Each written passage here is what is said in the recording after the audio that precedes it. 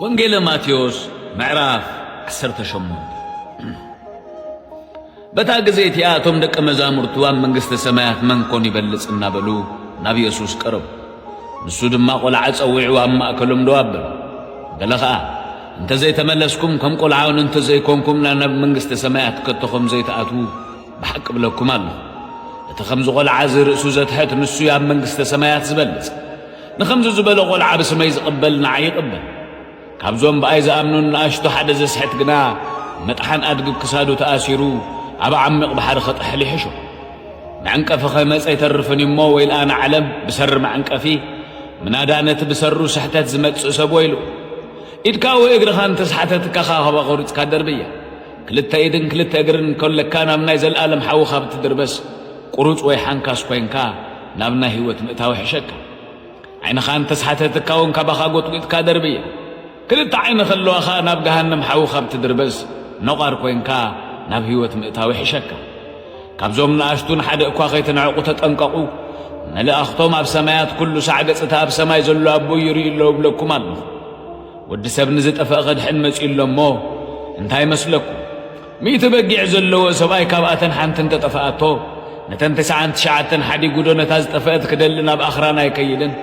እንተረኸባ ድማ ካብተን 99 ዘይጠፍኣስ በኣ ኣዝዩ ከም ዝሕጐስ ብሓቂ ብለኩም ኣለኹ።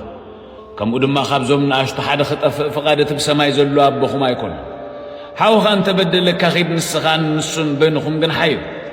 እንተ ሰማዓካ ሓውኻ ረባሕካዮ፣ እንተ ዘይሰማዓካ ግና ብኣፍ 2 ወይ 3 ምስክር ኩሉ ነገር ክጸንዕ ሓደ ወይ 2 ምሳኻ ውሰድ።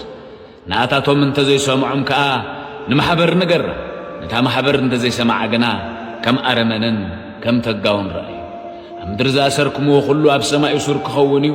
ኣብ ምድሪ ዝፈታሕኩምዎ ኩሉ ድማ ኣብ ሰማይ ፍቱሕ ከም ዝኸውን ብሓቂ ብለኩም ኣለኹ። 2 ወይ 3 ኮይኖም ብሰማይ ኣብ ተኣከብሉ ኣነ ኸዓ ኣብኡ ኣብ ማእከሎም እየ እሞ 2 ኻባኻትኩም ኣብ ምድሪ ብዝልምንዎ ነገር ኩሉ እንተተሰማምዑ ካብቲ ኣብ ሰማይ ዘሎ ኣቦይ ክወሃቦም ኢለ ከም ብሓድሽ ብለኩም ኣለኹ። ሽዑ ጴጥሮስ ቅርብ ኢሉ ጐይታይ ሓወይ እንተበደለንስ ክንደይ ሰዓ ክሓድገሉ? ክሳዕ 7 ዶ በሎ። ኢየሱስ በሎ ክሳዕ 70 ሳዕ 7 እምበር ክሳዕ 7 ሳዕ ኣይብለካ። ስለዚ መንግሥተ ሰማያት ምስ ባሮቱ ክጸባጸብ ዝደለ ንጉሥ ትመስል። ክጸባጸብ ምስ ጀመረ 1000 መኽሊት ዕዳ ዘለዎ ናብ ኣቕረቡ ዝፈድዮ ምስ ሰኣነ ግና ነቲ ጐይትኡ ንሱን ሰበይቱን ደቁን ዘለዉ ኹሉ ክሸይጥ እሞ እቲ ዕዳ ክፈዲ ኣዘዘ።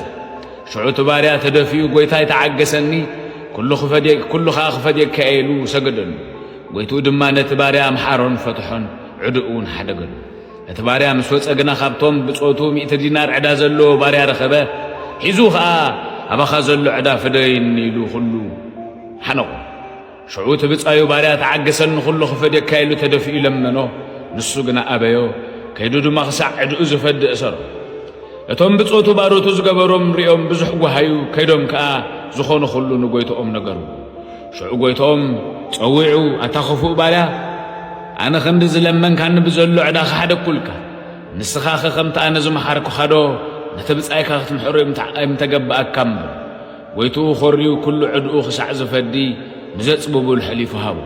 ነፍሲ ወከፍኩም ንሓዊ ነቲ በደሉም ብልብኹም ይቕረ እንተዘይበልኩም እቲ ሰማያዊ ኣቦይ ድማ ከምኡ ክገብረኩም።